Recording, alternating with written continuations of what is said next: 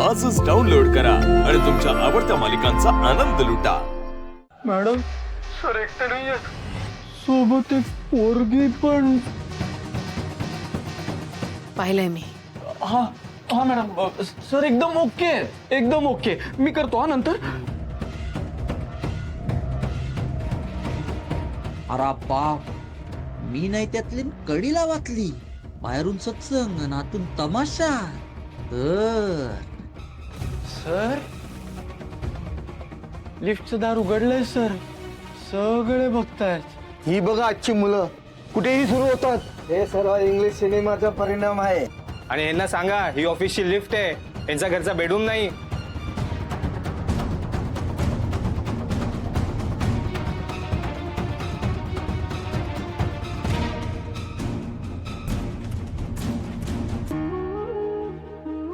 त्याच्यासाठी पण कोणीतरी असेलच ना निवडलेली, जी त्याला नमवेल, त्याला हात जोडायला लावेल, त्याला पाय धरायला लावेल।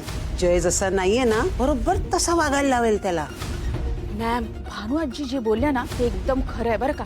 माणसाच्या आयुष्यात असं कोणी ना कोणीतरी येतच जे माणसाला पूर्ण बदलवून टाकतं। आणि मग प्रेमात पडायला कितीसा वेळ लागतो, लक्ष ठेवायला लागणार। नाहीतर कोणीतरी गरीब चाळीतली पोरगी यायची तुमच्या डोक्यावर मिऱ्या वाटायला।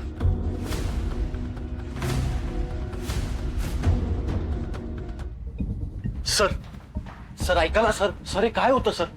अहो सर हे काय दिसलंय आज जगाला? सर सर हो असं कसं झालं सर?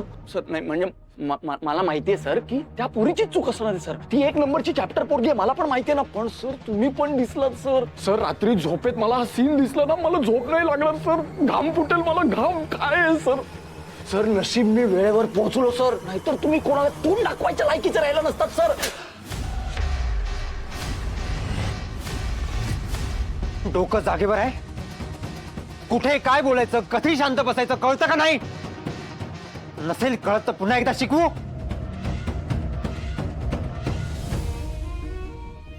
सॉरी सर, मी गाडीत थांबतो सर, तुम्ही या। सॉरी। आता अति झालं या मुलीचं। एकतर सगळीकडे दिसते मला, चिटकिणीसारखी मानगुटीवर बसले माझ्या। दरवेळी माझा इन्सल्ट करते, समजते का ही मला? आता सोडणार नाही हिला, पास झाला।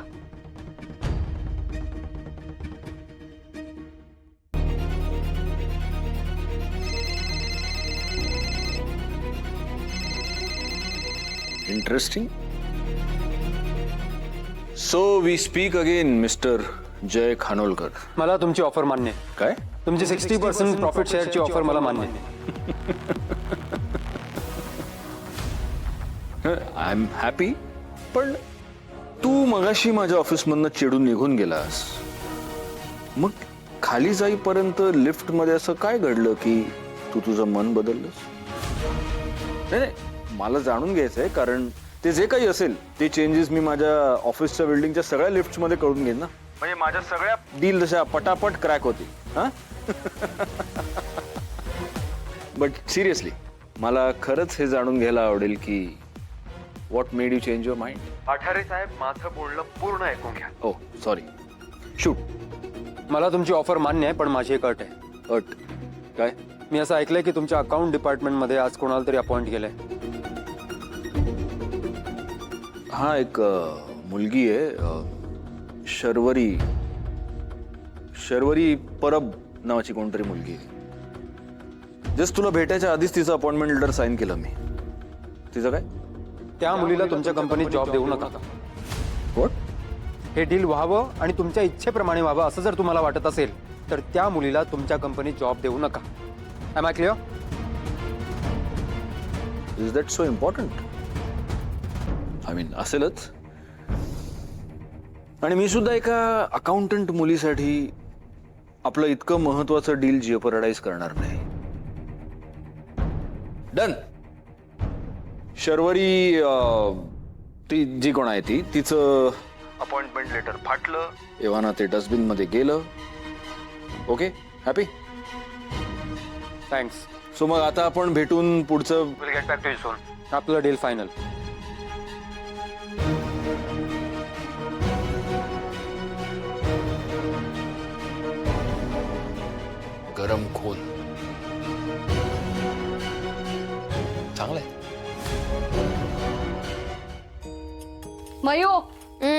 जरा नारळ खिचून दे ग. तुझ्या शरूताईसाठी तिच्या आवडीच्या आंबोळ्या करते मी. मी नाही ग, मी अभ्यास करते. दे ना ग, अशी काय करते? हा बरोबर, आता तिला नोकरी लागली म्हणजे तू जरा जास्तच लाड करशील. आणि हा, वरचा सगळा खर्च सुद्धा ती देईल ना आता. ये बावळटे का तू? मला नको तुझ्या शरूताईचे पैसे. तिच्या पैशाला आम्हाला काय करायचंय? तुझे पप्पा आणि मी खूप छान संसार करतो. आम्हाला कोणाच्या पैशाची गरज नाही. आम्हाला ना खूप आनंद होतोय कारण आपली शरू आहे ना, ती आता मोठी झालीये. मोठ्या कंपनीमध्ये तिला नोकरी सुद्धा मिळणार आहे. स्वतःच्या पायावर उभी राहणार. आणि जेव्हा लग्नासाठी एखादा मुलगा येईल ना, तेव्हा मान वर करून मी त्या मुलाला सांगेन, आमची मुलगी नोकरी करते,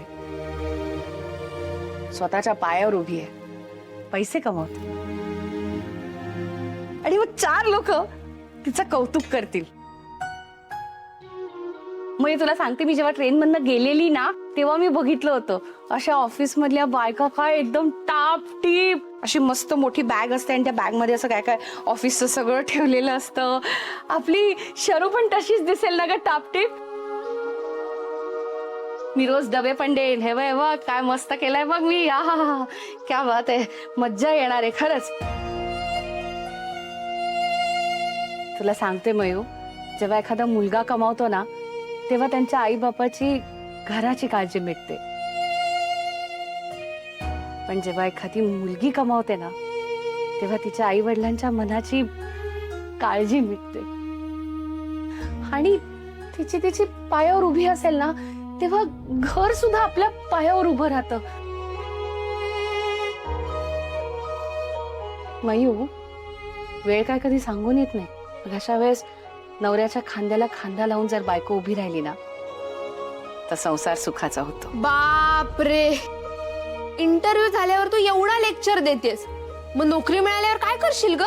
अरे मिळाल्यावर काय, आपल्याला नोकरी मिळालीच बघच. आणि तूच बोलली ना, शरू वर्ल्ड कप घेऊन येणार, मग ती आणणारच. जिथे जाणार तिथे आई बाबांचं नाव ती मोठं करणार. मला खूप अभिमान आहे माझ्या शरूचा.